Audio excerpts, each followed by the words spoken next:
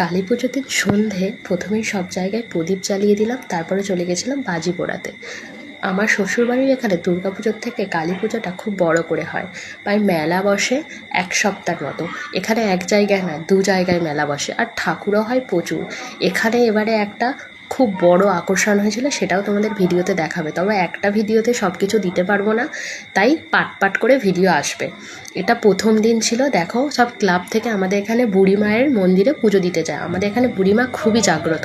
তারপরে আমিও রেডি হয়ে চলে গেছিলাম একটু ঠাকুর দেখতে। প্রথমেই চলে গেছিলাম এই প্যান্ডেলটাতে। এই প্যান্ডেলে ঠাকুর পুজো শুরু হয়ে গেছিলো। এবারে যেহেতু অমাবস্যা তাড়াতাড়ি পড়ে গেছিলো, তাই প্রতিটা প্যান্ডেলেই ঠাকুর পুজো তাড়াতাড়ি শুরু হয়ে গেছিলো। একটা খুব সুন্দর প্রতিমা দেখেছি, সেটাও তোমাদের সাথে শেয়ার করবো। দেখো, এটা খুব কিউট না? তারপরে চলে গেছিলাম এই প্যান্ডেলে। এই প্যান্ডেলের ঠাকুরটার পুজোও শুরু হয়ে গেছিলো।